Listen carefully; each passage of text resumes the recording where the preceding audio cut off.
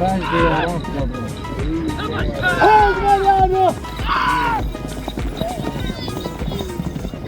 دغه ټورنمنټ کې خو دغه نن ټورنمنټ چې جوړ شوی ده په ډېره ښه فضا کې موږ سرته بیا یو د مرکز ټیمونه دي او د ولسوالیو هم راسره ګډون کې دي ټولې ولسوالۍ د پکتیکا ولایت نو د دریو ورځو کیلم ده نو فاینل به سبا نه بله ورځ معلومیږي چې د هر چا په برخه شو تر دریو مقامو پورې موږ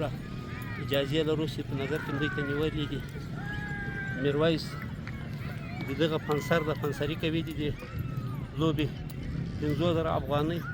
میرویس وزیر زوی موږ ته په غاړه اخیستې دي خو خرڅه خو ډېره کېږي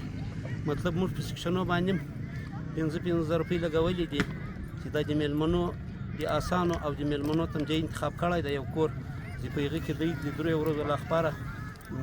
خوشحاله وساتو او ښه میلمه پالنه یې وکړو لوبغاړي خو په هکله خو زه د خپل ځان په باره کې درته ووایم چې دا څو شپې چې دا ټورنمنټ په نظر کې نیول شوی ده نو انشاءالله د میډیا وال به هم راغلي چې دا افتتاح موږ هلته کړه سیف الله خو و شاهدال ده نو د هغه راسې موږ په لټه کې وو میدانونه خټه وو چې موږ بارانونه وو نو دغه ځای هم پرون ورته انتخاب کړو چې دغه سږه وه او اوس ډېر ښه میدان دلته موږ لرو جوړ کړو پرون ټکټر هم پسې راوستی و دلته چې مې خالدارې وې هغه مو وکښلې نو ښه لوبه هم اوس تر ننه انشاءالله تعالی په مخ وتې ده او خلک ډېر خوشحاله دي موږ دا د میډیا په سطحه ټول افغانانو ته دا پیغام ده چې افغانان ټول خوشحاله دي هېڅ مشکل نشته په افغانستان کې انشاءالله تعالی تر اخره به موږ دغه د پلرو د نیکو لوبه راپاته ده دا به موږ په ژوندۍ بڼه ساتو انشاءالله تعالی تر اوسه خو څلور سیکشنه دي موږ دي د چا 20 نمرې دي د چا 25 نمرې دي نو فاینل به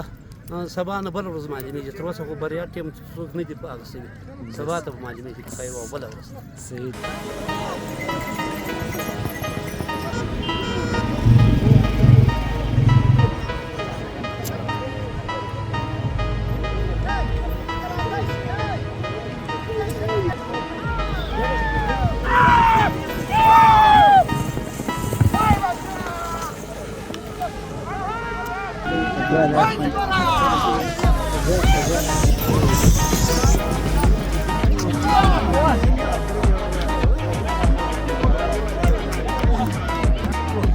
Canım ne yapayım?